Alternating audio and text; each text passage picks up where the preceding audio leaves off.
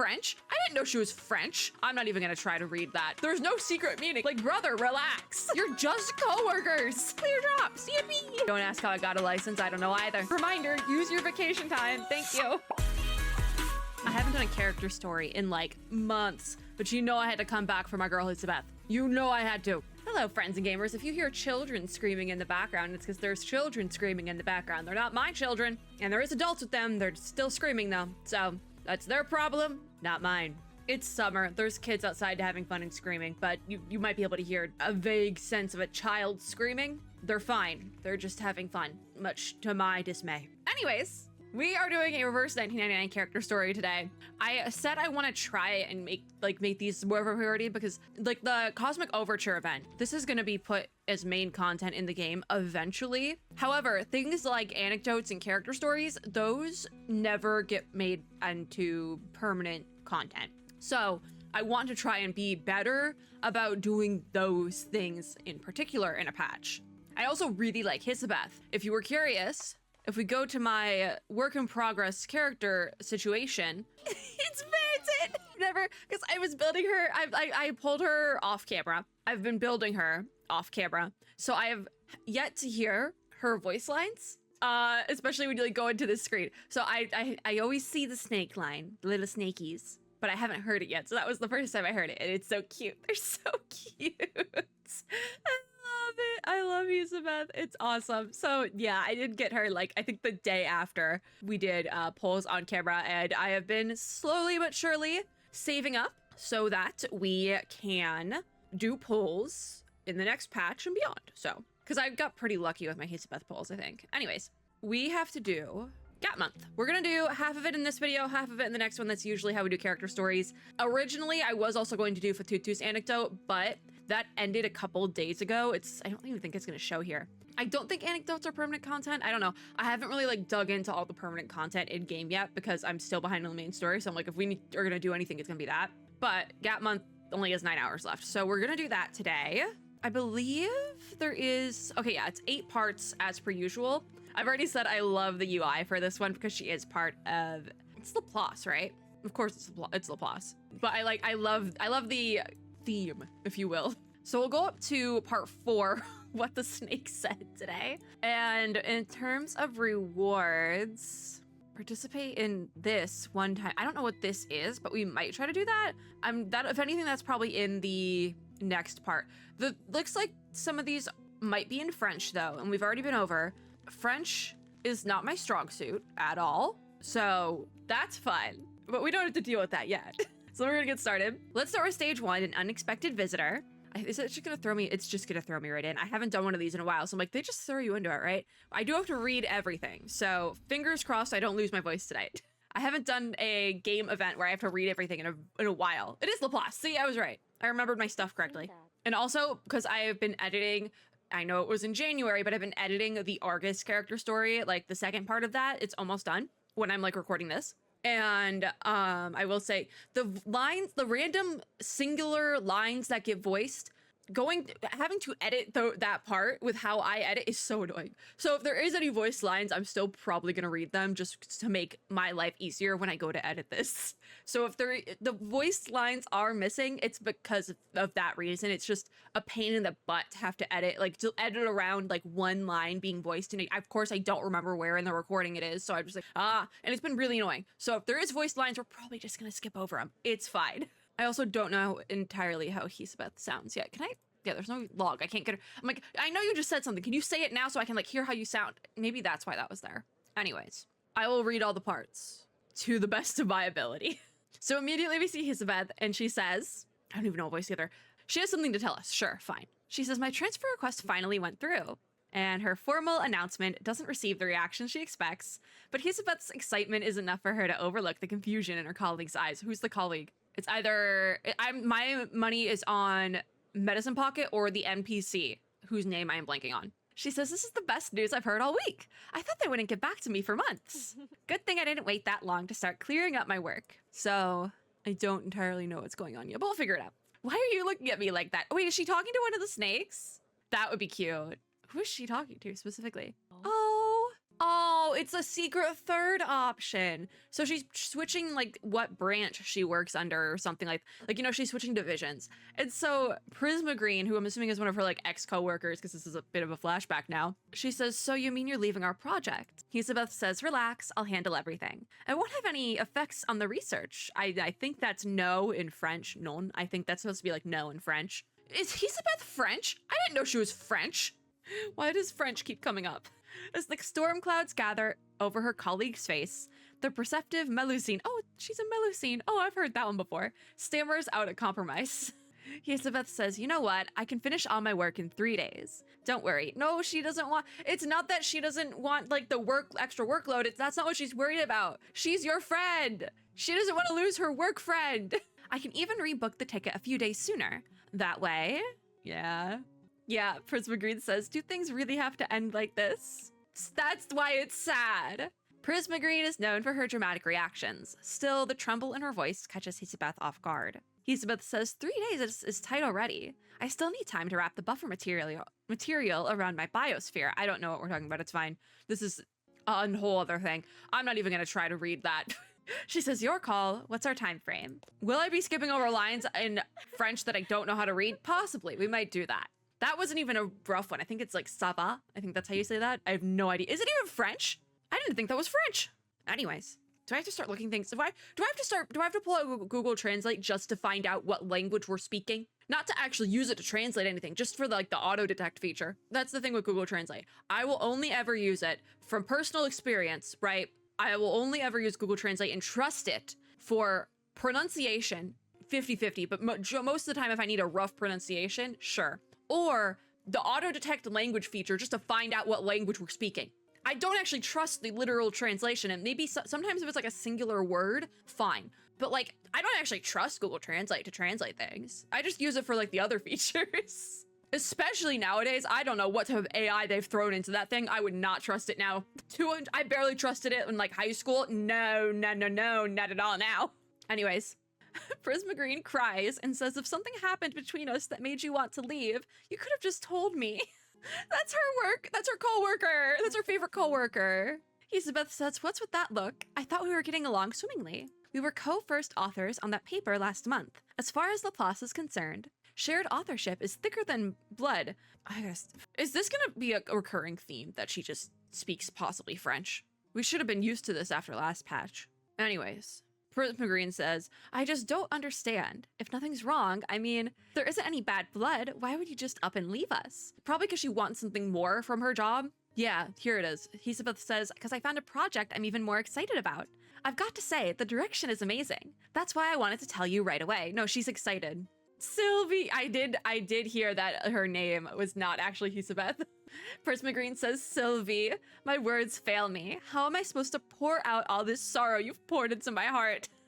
Oh, they're both like dramatic in their own ways, and I think that's why they probably get along. Hisabeth says, aren't you happy for me? And the sincerity and confusion in those slit pupils, because she has snake eyes, throw Prisma Green into a brief moment of self-doubt amidst her pantomimed sorrow. Yeah, because pantomimed is like she's acting sad. Maybe she actually sad, though. Maybe she really did just want to share her good news. Well, yeah, she said she wanted to. That's one of those things that irked me. It's like, hey, I'm sharing this thing with you because I'm excited about it. And people think there's like another meaning to it. Like just in general, and people think there's like another meaning to like saying like something you say, like there's a hidden secret third meaning. No, it's like if I say I'm sharing this with you because I'm excited about it, that's exactly why I'm sharing it with you. Like there's no secret meaning there. I never said that there was a secret. What are we on about, you know? Very good example of that. I've been thinking about that recently of like secret meaning. Like there's no secret meaning. I'm just telling you what I'm telling you. Stop being weird about it. Like brother, relax. Anyways, Caparina. Oh, so Hisabeth was telling this story to Caparina literally in the exact same way I just did of saying there's no hidden meaning. What the heck? Like brother, what the heck? So Caparina says, I'm so sorry. I can see why you're so upset. It sounds like it really came out of the blue. Yeah, no, I get it. Oh no, Prisma Green was venting. Oh my God, what's happening? She says, upset? It felt like someone yanked open my coat on a freezing night and started shoveling snow down my neck. Do you have experience with that? Plankton! I don't know if that's how you say her name, especially now that French is involved, but this is the NPC that everyone's been talking about that I was like, yeah, She's just besties with Hisabeth, sure. She says, expecting Hisabeth to act with another's feelings in mind is a lost cause. If you want to keep her around longer, just give her extra tasks. That's more her style anyway. You know, I can't talk. The same thing is being done to me at work. They keep giving me stuff to do, and it's like not even part of my job, but it's because they know I don't want to be there. So like, me and Hisabeth, the same wavelength. Prisma Green says, still, when a coworker you got along with suddenly tells you she's leaving, after already filing the paperwork, you could be like, I didn't even tell, like, there was a retail job I worked, I didn't even tell him, I just left. I like did the paperwork and just left. I didn't even know anyone knew or cared until somebody I never talked to came up to me and was like, so you're leaving? And I'm like, I don't even know your name. What are you doing? Work environments are weird.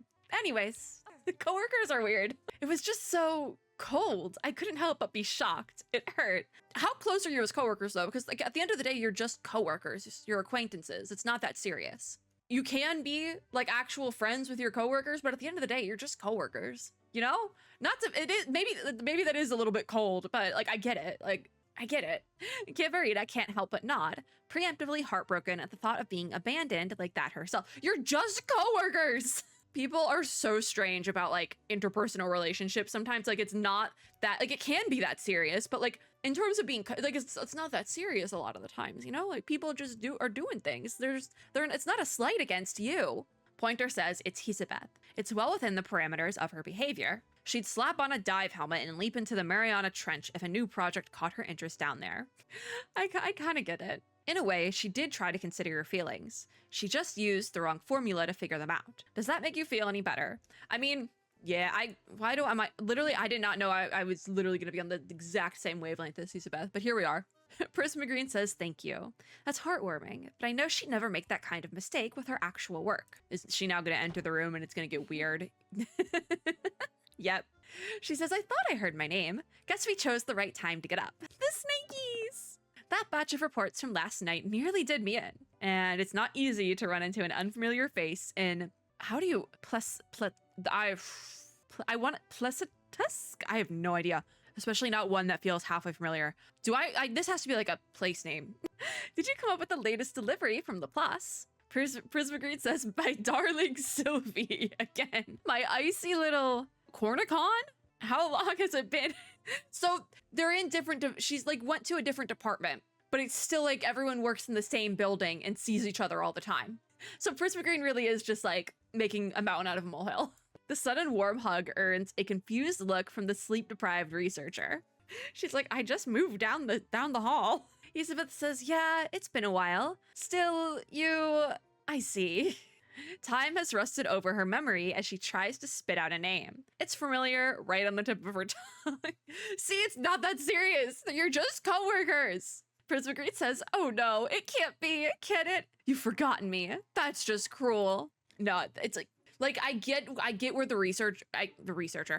Prisma Green is coming from, but at the same time, you're just coworkers. It's not that serious. Don't take it that seriously. Like you're just coworkers. You don't have to be friends with your coworkers. You can be if you vibe, but like there's nothing saying you need to be friends with your coworkers. Especially if you don't get along with them or have different like viewpoints or interests. Like most of my coworkers, I don't have a singular overlapping interest with them, except for like some of them also play video games, but they're like really into like Call of Duty and Fortnite, and I'm over here playing Reverse 1999. You know, like there's a disconnect. Like if I started talking about Hisabeth in the break room, nobody would know who I was talking about, but I would, and I care her. Anyways, Hisabeth says, forgot? No. We worked together just before I transferred to Placetus? That must be the department. I have no idea how to say it though. Your name is? Okay. She says, okay. You know I just woke up. Sometimes it takes a second. Any second. I kind of love her. Luckily, one of her less forgetful siblings jumps in, the siblings being her snakies. Snake VIII.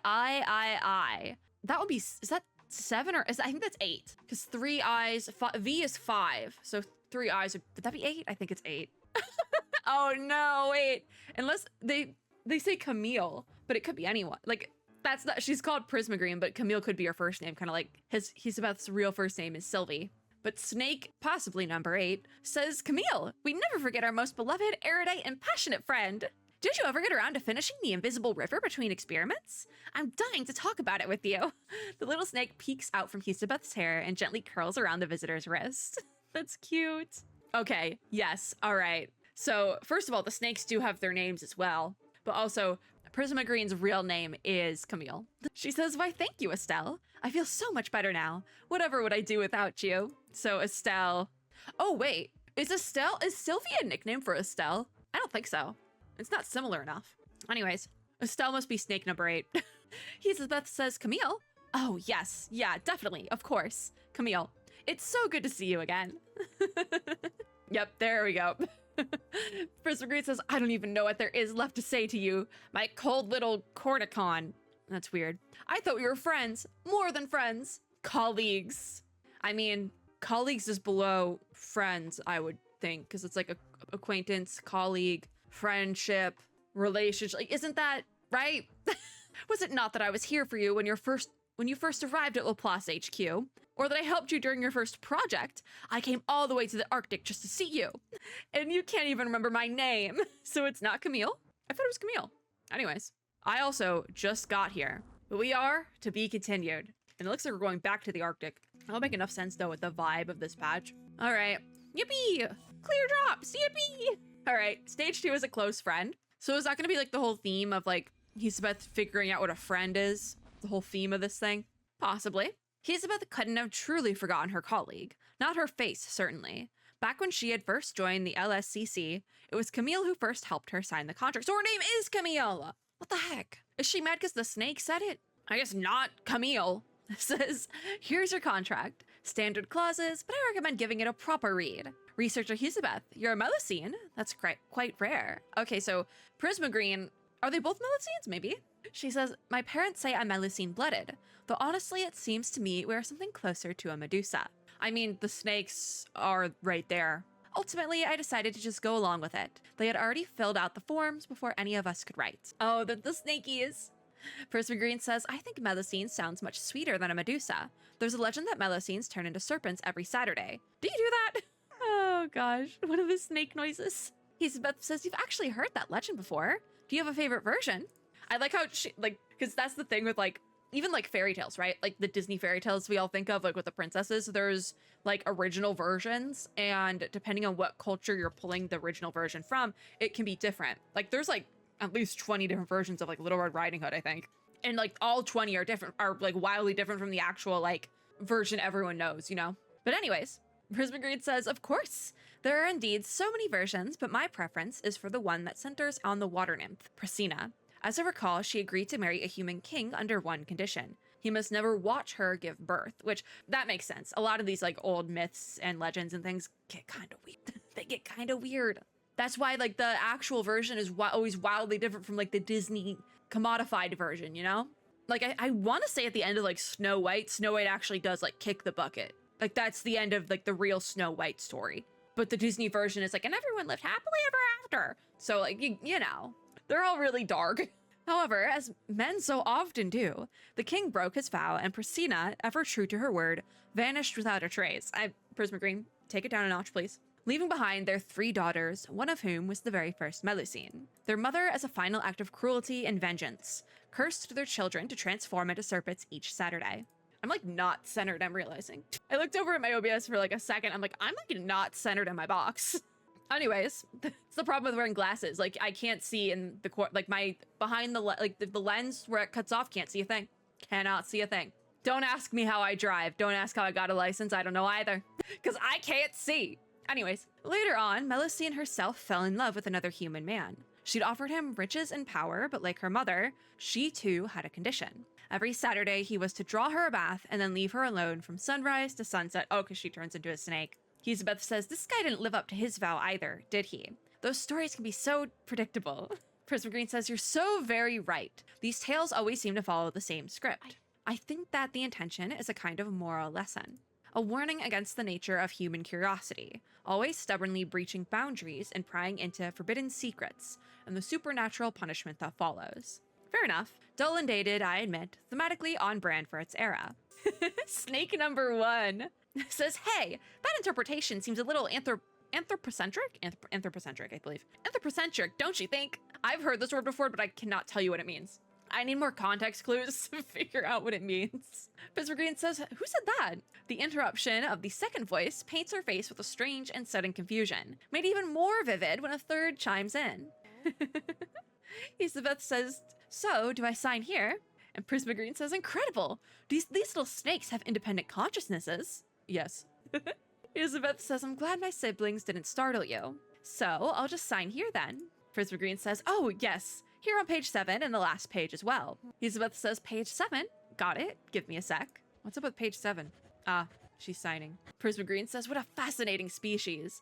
Allow me to introduce myself again. I'm Prisma Green. I'll be your project lead, though I'd prefer you to think of us as colleagues. It's so rare to find someone with real cultural literacy here. At Laplace, it's something far rarer than mere scientific brilliance. So if nobody knows the classics, all right, unfortunate. Elizabeth says, glad you think so, but I'm not really the mythology fan in my family. You're looking for my sister. Like one of the snakes, or... Ah, it's one of the snakes. The mentioned snake pokes her head out from Elizabeth's sleeve. Snake number 8, says, that would be me, Estelle. Pleased to meet you. Elizabeth says, I was just reading the contract and overheard your conversation. I didn't mean to interrupt. Oh, so the original, I guess the voice that said, like, or like was answering and actually talking about the story with Prisma Green was Estelle, whereas like the third voice thing, okay, it's starting to make sense. We're gonna have a lot of like, which one's which. Prisma Green says, oh, Estelle, I'm so sorry. I didn't realize. And the project lead blinks, shifting her eyes down to scan her new colleague's personal files again, attempting to make some sense of things. There's so many snakies. So in total, you're 9. There's 9 of them. Yep. Snake number 1 says 9. There's 8 of us and 1 of her, but don't be fooled. I'm number 1 around here. She's only number 2.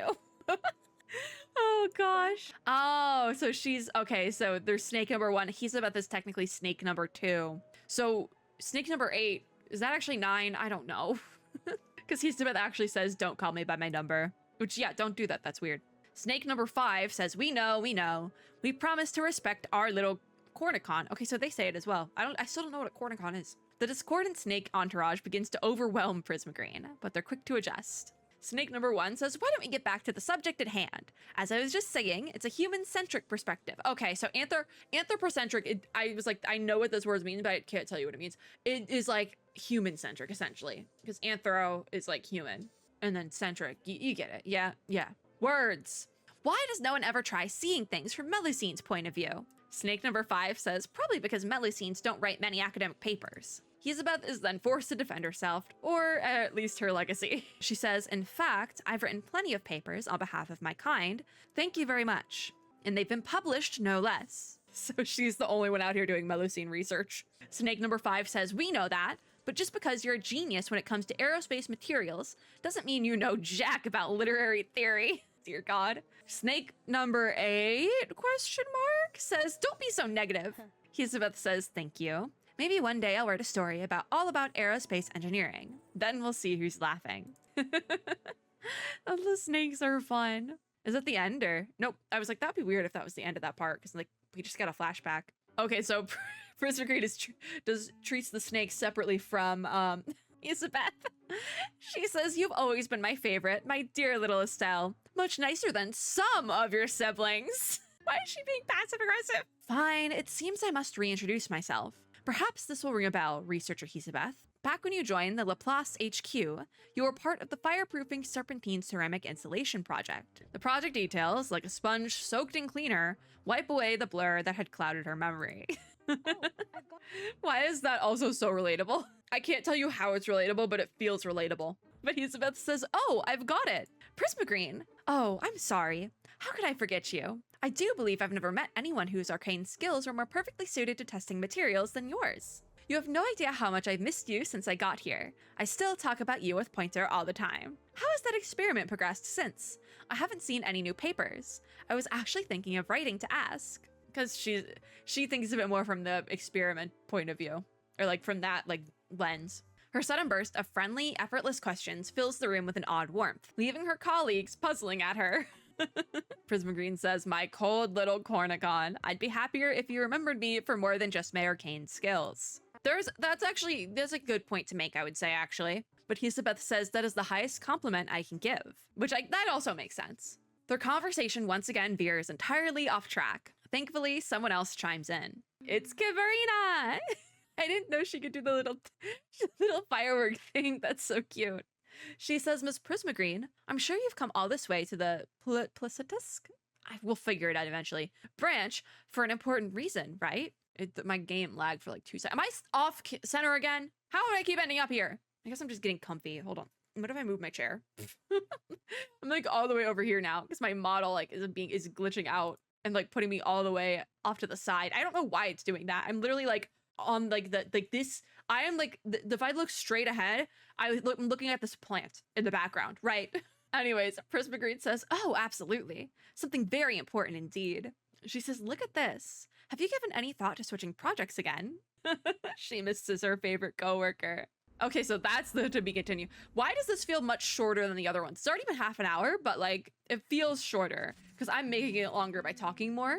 The little check marks are cute once you do them. All right, so it's weird that they're splitting it up because some of these are worth 30 and some are worth 20 only. It looks like because I guess the computers are story only and then the CDs are probably minigame or combat. So stage 3 is called Resort. So it's not combat because it's not having us do anything, like set up a team before going in, unless it's gonna have us do that afterwards. But because it could have us do it after. But there is probably there's always mini games in here, so this is probably a mini game stage. Prismagreen delivers her invitation with the exact type of direct and forward sensibility she knows appeals to her colleague. Yet somehow Hisabeth manages to slip around it. Like, there's not always mini games, but a lot of them do have some degree of mini games. Like, I think Willow's back, like, in London Dawning, there was no mini games in her character story, but it made sense because it had a much darker tone. Because sometimes the mini games don't fit if they're going to be really sad.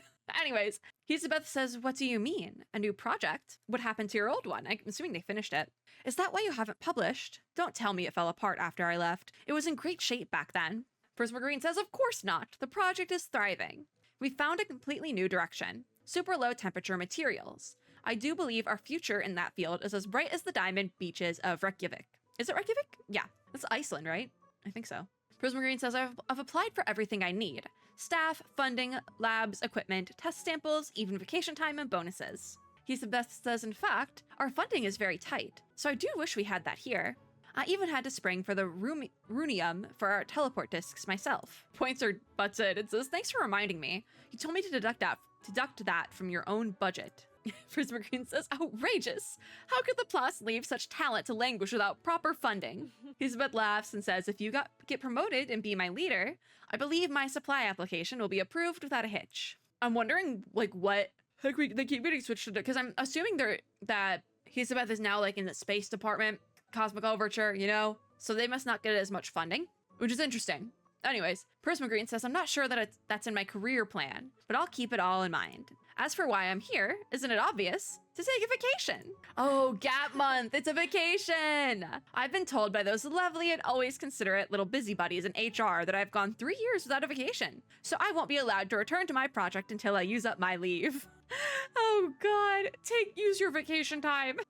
Reminder, use your vacation time, thank you. Luckily, just as I was flipping through travel guides, the whole of Laplace began buzzing about you. I really couldn't have asked for better timing. Clearly, this is the work of fate. A stunning and gorgeous adventure across the far north, along with a chance to see a friend and former colleague. So isn't this also project? Because she said low temperature material. This is also a project, right? Right? Hisabeth says, okay, so you're here for a vacation, and seeing me is just a side trip. Prismagreen says, you mustn't think that. And Hisabeth says, I'm no better than you are when it comes to obsessing over work. If I didn't have so much work to do, I'd be happy to show you around. Snake number 8 says, I would be more than thrilled to escort Camille on her sightseeing tour. And Hisabeth says, where? There aren't any sights worth seeing that wouldn't keep you away from us for too long. It wouldn't be safe. There's a really loud car outside. We're going to ignore it. Prismagreen says, it looks like we're star-crossed for now, but I do thank you both for the thought. Before I head out, Sylvie, tell me, will you accept my invitation? I'd be so thrilled for you to join us. Oh, so this is unrelated to the other thing. Gingerbread is a weird, like, why do we suddenly have gingerbread? Because, like, we're behind. Like, was this originally released on the Chinese servers during December? I don't think it was. I don't think it's been that long. Anyways, Elizabeth flings her hand out to a nearby bowl of gingerbread, cramming them in her mouth as if to put space between the question and her answer. Unfortunately, her siblings have mouths and minds of their own. Snake number 8 says, "Great! A chance to work together again. I wouldn't dream of passing that up, Camille. It's been so long since I've had someone to talk literature with. There's no appreciation for poetry up here. No one to chat to about Eliot and Pound. Sometimes I think I'd just be better off brewmating." I've never heard that word in my life. I'll be straight with y'all. Pointer eyes the complaining snake, musing over what emotion she ought to feel. Because they don't think they want to lose Hisabeth at the same time. Pointer says, "It was really so bad here, Hisabeth. I could recite more poems to you if you'd like." So is Pointer actually a poetry fan? Because I'm not a poetry fan, so I'm like, y'all are on your own. Hisabeth says, no, please no. I prefer more efficient modes of communication. I agree with Hisabeth. I am not a poetry fan. Snake number 1 says, "It doesn't matter much to me either way. Only, did you say you've gotten full funding?" Thinking about the money. Prisma Green says, "Naturally. We're a top-tier team in the internal priority rankings." And Snake number 5 says, "That kind of backing is dangerously tempting." But Hisabeth has preemptively deployed another bite of gingerbread, offering only a strained and unclear response. Why? Literally, Hisabeth is just like me, for real, for real. That was literally me on a work call earlier, because it's like, I think I mentioned, my like job keeps changing, and I'm keep giving like part job tasks that are not my job task, because like other people don't do them right or whatever, and I'm just like, I'm tired of this. Stop making me make decisions. Because earlier I got a call because I'm working from home the rest of the week because of my like having car troubles. It's a whole thing. Hisabeth, girl, I feel you. I also would be inhaling a bowl of gingerbread because gingerbread sounds really good right now. But it is literally the middle of July when I'm recording this. Hey, Christmas in July. I might actually be able to find some gingerbread somewhere. I'm thinking about it now. I'm thinking about it. Prisma Green says, "Dear, please, won't you consider it, Sylvie? You've already accomplished the impossible here, and all of Laplace is singing your praises." I don't know where in the timeline this falls in relation to the Cosmic Overture event, if it's like before or after that event, but it sounds like it might be after, just because of like they're singing your praises and like you did these things and we don't know what those things are, so I'm assuming it might be after Cosmic Overture. But usually the first half character and their story, at least from personal experience, has been like before the events of the event, like the main flagship event, and then the second half one is like after it. It doesn't matter. Your dream has come true. Now with me, you could begin a brand new chapter, a new dream for us both. I can't think of a single reason for you to turn me down. Okay. Maybe she likes working on the space stuff more. Like, I feel like that's a good reason. She's more passionate about it. Hisabeth says, "Okay, I'll hear you out. I assume you've brought the project proposal." Prisma Green says, "Now?" Because she's not allowed to work right now. That's why she's like playing with her. Hisabeth says, "The sooner the better. I can give you an hour. If we move quickly, we could start discussing your new project in half that time." Prisma Green says, "There's really no need to rush things. We'll have plenty of time to get you up to speed on the project while I'm enjoying the sights here." Okay, so this is her vacation. She's not even traveling anywhere. Her vacation is just to go to the, like, down the hall. Anyways, Hisabeth says, "In fact, Camille, I didn't say that I'd accept, only that I'd consider it. So why not tell me now?" Prisma Green gives a discontented huff as she dumps her travel bag onto the table. Somewhere between mounds of fleece scarves and earmuffs, she finds her proposal. She says, "Very well. Read through this first, then come find me. But don't forget, I'm here on a wonderful whirlwind vacation. Now would any of you dears be so good as to tell me where I might see the aurora, or what was it? The ice plains?" Oh, okay, so it's not down the hall. They're like in different branches of Laplace, and this is somewhere entirely different.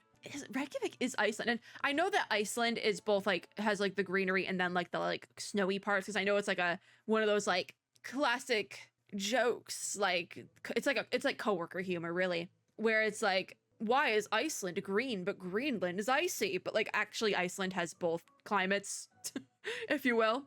It just depends on where you are in Iceland. I have random unnecessary knowledge about Iceland because it's one of the places I would like to visit personally one day. So if we're actually in Iceland, that would be great for me. But Reykjavik also could be like Russia, so I'm not really sure. I could Google it. Capital of Iceland, I was right. Always thinking. Brain's always on, unfortunately. I think it's Iceland. I didn't know we were in Iceland though, but that makes sense. Laplace Branch Hallway. Okay. Hisabeth takes the document and leaves her colleagues, new and old, behind as they chat about directions and forecasts. Oh, the snakes. The snakes are beefing. Snake 1 says, "You know what, too?" Oh, talking about Hisabeth. Snake 5 says, "Yeah, what's up? I've got a feeling you weren't really craving 3 handfuls of gingerbread." I get it. Because it's like, I'm getting like people pleaser vibes. And that's like my same problem is that I can't say no to people, especially like in a work setting. Like I can't say no. But it's like, you don't want to do the thing. You really don't want to do the thing. But like, it's like, I don't want to tell this person that I care about no. So it's like, what do I do now? What do we do now? I either can suffer or suffer. Because either way, you either have to deal with telling the person no or just do the thing. Like, what's the easier option at that point? What's faster? Sometimes it's faster and easier to just do the thing without having to like explain to somebody why you don't want to do the thing. You know, I can't believe I'm coping for being a people pleaser. I get it though. Snake number 8 says, come on, just accept the invitation. I don't see why you're hesitating. Hisabeth laughs and says, you don't. Snake VI, I think that's 6, I have no idea, says, Camille thinks we've already reached our dreams, but we've only answered one question. All our work so far has barely even brushed the edge of the cosmos. I think that's probably the reason there's more they want to do with the space exploration aspect of it. Hisabeth says, always on cue, Monique. So snake number 6 is named Monique. She says, I thought we all agreed that this is our shared dream. Snake 5 says, yes, we did. But still, shouldn't we take some time to pause and reflect? That's also valid. Snake number 1 says, 5's right. Reflection, course correction, that's the best kind of relaxation after wrapping a project. So I'm assuming this actually is taking place after Cosmic Overture.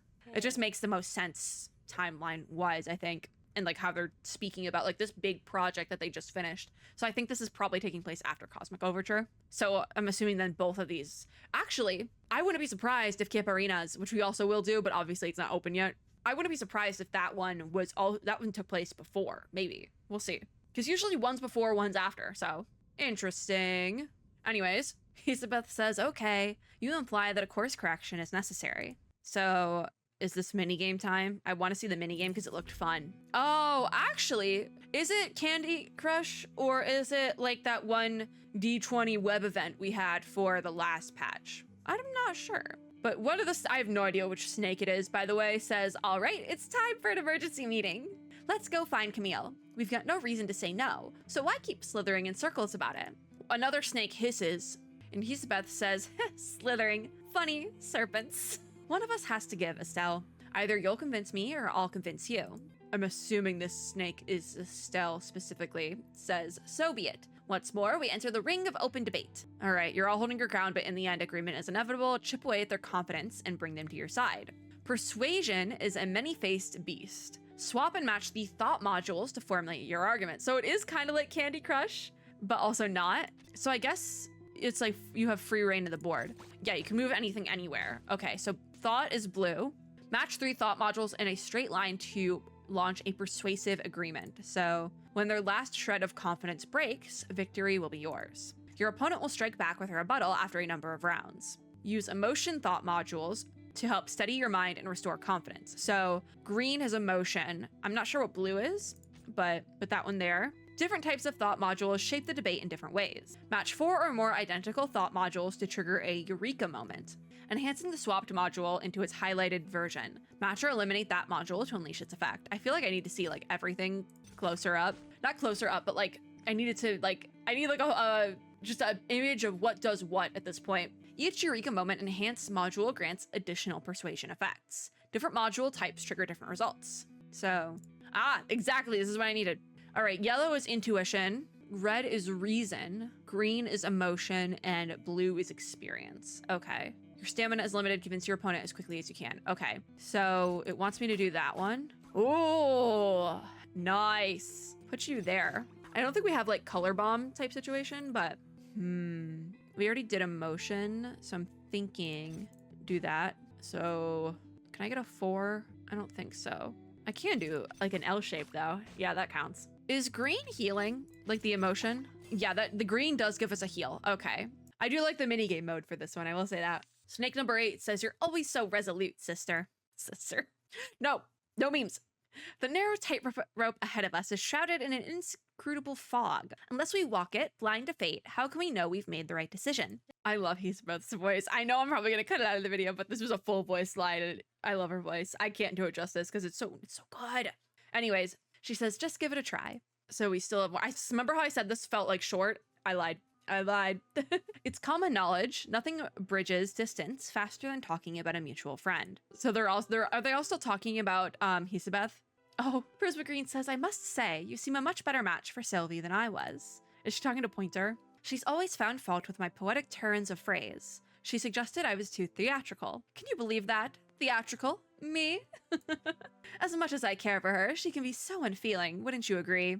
Is it Pointer? Yeah. Pointer takes a moment to calculate. She says she's well within acceptable parameters. They both have, it seems like Pointer and Hisabeth both have very like, not necessarily mechanical. It seems like Pointer has a very mechanical brain, but Hisabeth, maybe calculated would be the right word for her, but also like, I don't know how to describe, like it's not mechanical, but it's like, there's formulas up there, you know? Mechanical might still be the right word. Pointer says, we have had our disagreements, but I've always found Hisabeth to be straight to the point and dedicated to her work, sometimes dangerously so. Listen, sometimes you get into like the groove of things and you can't stop until it's done. But maybe we shouldn't do that, but sometimes it'd be like that, you know? Like if I am in the groove and I have to have my lunch an hour later because I'm editing something, sure. Staying up till 3 is a bit egregious to get an edit done, but I've done it. Anyways. Prisma Green says, okay, more's the pity. You two really are a fine match. Be honest with me. Do you think there's any chance she'll say yes? Pointer just says, what? And Prisma Green says, to my invitation. It seems you have a much deeper insight into her mind than I ever had. Tell me, please, what do you think she'll do? The pause is longer this time. The computation's growing even more complex. Literally, mechanical brain. Pointer says Hisabeth is highly perceptive when it comes to interpreting new data on both its costs and benefits. In this, we are very alike. I literally just said, see, they both have like very formulaic brains. My analysis would suggest that she would find any proposal on such generous terms to be enticing. I've been there. I've like looked at like contracts for things and stuff. I'm not going to be super specific about it, but it's like you look at the contract or whatever it is, and it's like this sounds great on the surface, but like I don't know if it's something I want to do. You know, I've definitely been there. It's like these, like the terms, everything, like I'm intrigued by it. It sounds like I feel like I should do this, but in my heart of hearts, I don't know if I want to do it, you know? And I feel like that's where Hisabeth is. Her brain is telling her like, I should do this. It would make everybody happy. But in her heart, she doesn't want to. And that's where you kind of have to like make that boundary with yourself, as well as others, but also with yourself. Sometimes you gotta hit the bricks. Anyways, Prisma Green says, but what if it isn't her preferred field? It's not. She wants to do space stuff. Lacking any modeling to analyze this question, she offers only a very human shrug. I'm assuming that the shrug comes from Pointer. And that's where to be continued. Awesome, because we are almost at an hour, and I would like to take a break in between recording part 1 and 2 of this because my throat hurts. It's not the first time my throat starts to hurt while recording one of these, and won't be the last. All right, stage 4, what the snake said. I might try to speed run this part a little bit just because, like I said, my throat hurts and I want to take a little break. So we'll see. By speed run, I mean I'm not going to pause as many times. Oh my god, I love Hisabeth. So is she having a dream now? Yeah. Family meeting in Hisabeth's mind. Oh my god, wait. This is where they have like a meeting with everyone. Hisabeth says, so our meeting today has been called to discuss our possible transfer. The Laplace office in Placidus. If that's a place in Iceland, I swear. Wait a minute. Oh, it's in Russia, I think. Okay. How close? Oh, there was space stuff in there. Okay. That makes sense. Someone want to, why is there a Reykjavik in Russia then too? I don't think that sounds right. I need somebody to pronounce it though. Hold on, let me pop up Wikipedia. Wikipedia's got these too. So we're in Russia. Didn't Wikipedia used to have like the pronunciations for things? Why can't I find it? Yeah, there's no one, like there used to be a button you could press to like have it pronounce it in like the little like box on the side. Guess they don't have that for everywhere. You would think that like a place with like history though would have that. I haven't gone on Wikipedia on a PC in so long though, so that makes sense. I still need to figure out how to say it though.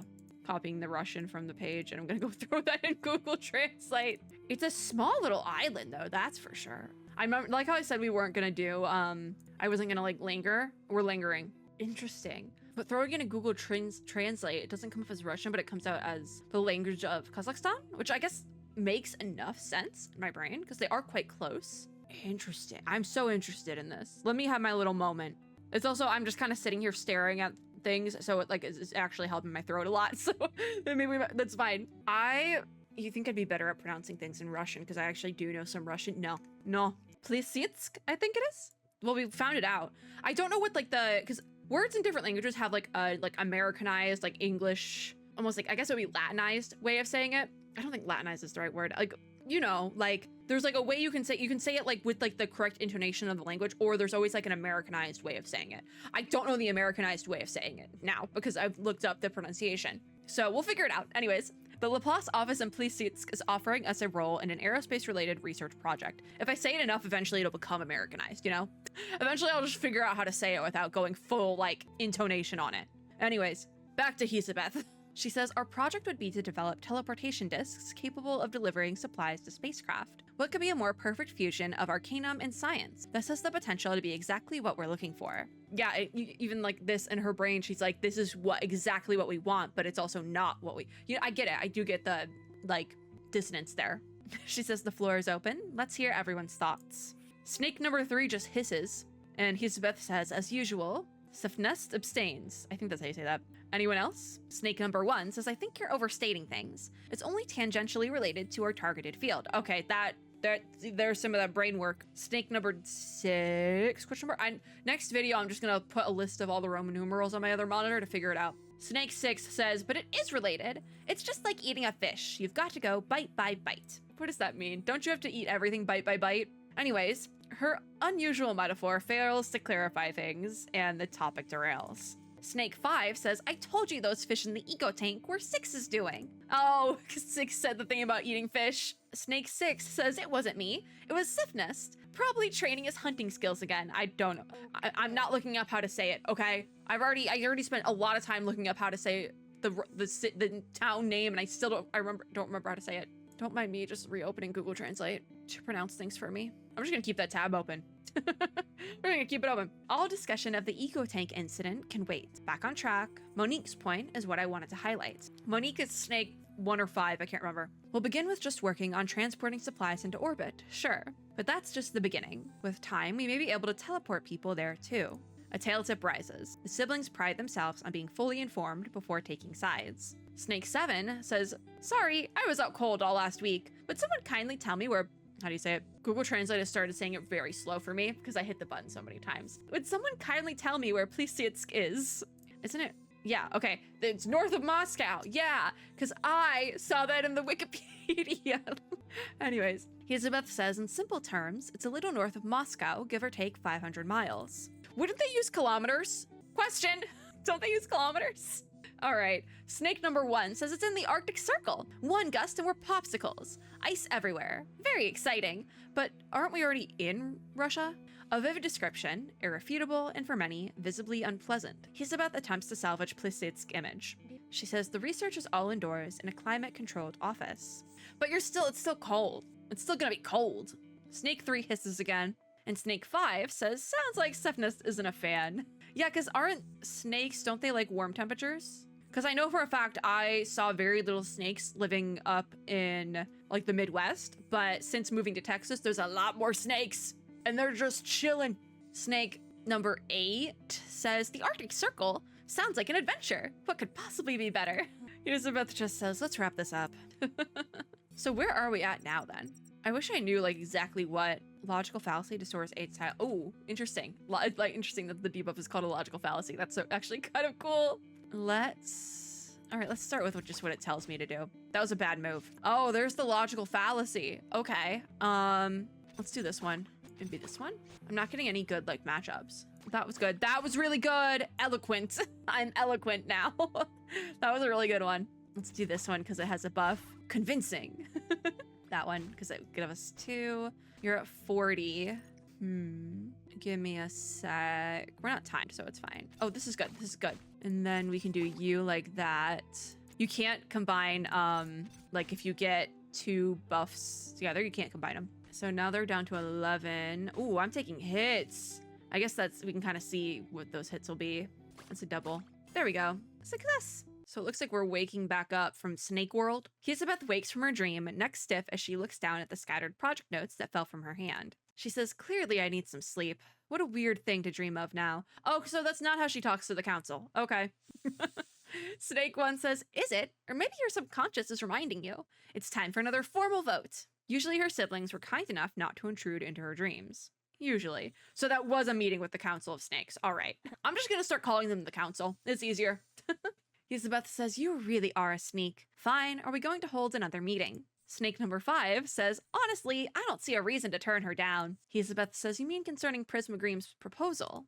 Okay, I admit the project files are interesting, but it's not exactly cutting-edge research. It's focused and entirely practical refinement. Maybe that's why she doesn't want in, because she wants something like bigger than just like materials, like commodities, you know? Snake number 6 says, I think our current project's near shutdown should be added to our risk assessment. I doubt it'll be the last, so that must be, again, a reference to Cosmic Overture. Elizabeth says, abandoning a project over a few problems isn't our way. And Snake number 8 says, Starlight doesn't always have to light our way, Sylvie. Sometimes we can look elsewhere. Snake number 6 says, seems like we're far from a consensus this time around. It's a position that is far from unusual for these siblings. I mean, there's 9 of them. Elizabeth says, in fact, pushing for a conclusion without consensus doesn't help. Let's just unwind a little first and gather our thoughts. Maybe find something to eat.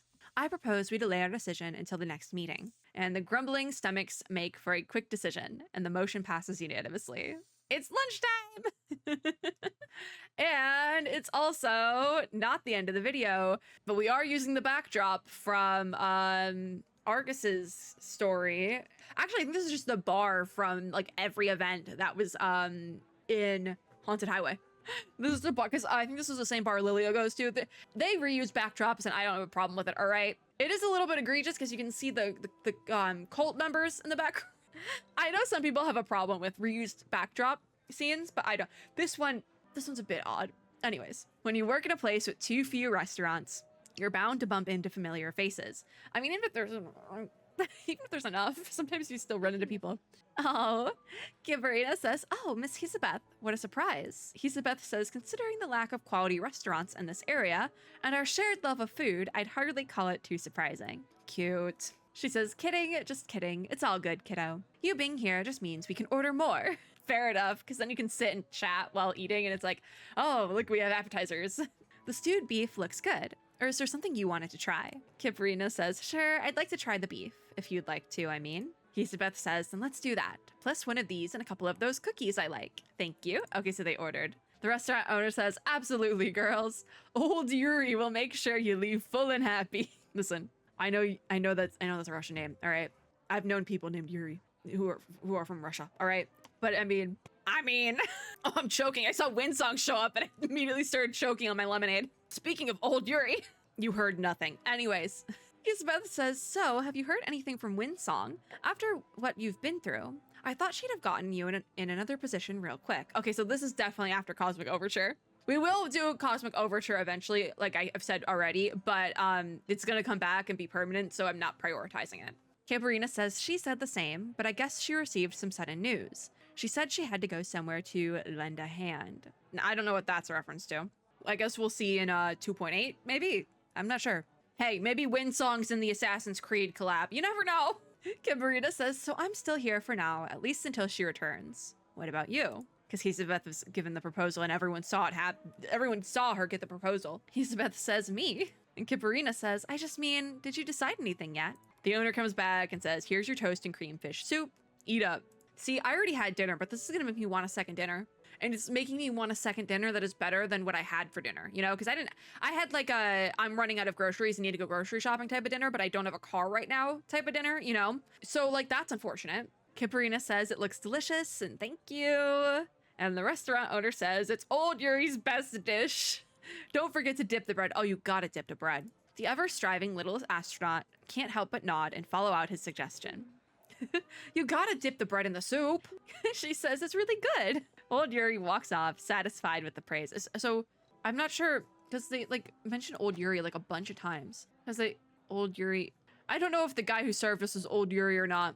Oh, cute. Look at the little art of them eating together. That's adorable. I love them. Elizabeth says everything's changing so fast. It's comforting when something still tastes the same. Elizabeth glances over. Kibarina is gently stirring the soup, lost in thought. Changing soup flavors had been the least of her worries. Does Kibarina not want her to leave, and that's why she's like very quiet? Like, I'm not gonna say anything, but I'm like thinking it. I do like what they did with this specific backdrop as opposed to like the actual like illustration as opposed to the reused assets, because they kind of took the like coloring and the design of the reused asset and made it fit into this, so it still is like, it's like very believable that it's the same thing. That's actually quite smart, I would say, because it's still different, but it's like they made it believable. I actually kind of think that's really, like, it's smart. It's really smart to do, especially because if we're only going to be in this restaurant for like this one scene, like that makes sense. Elizabeth says, hey, maybe I can offer some emotional support. But Kiparina says, I mean, thank you. She sees the quiet hope in the eyes, looking back at her. She probably hopes that she's not leaving. Elizabeth says, in fact, all the stars we see are really billions of light years away. Oh, now they're really just talking about cosmic overture.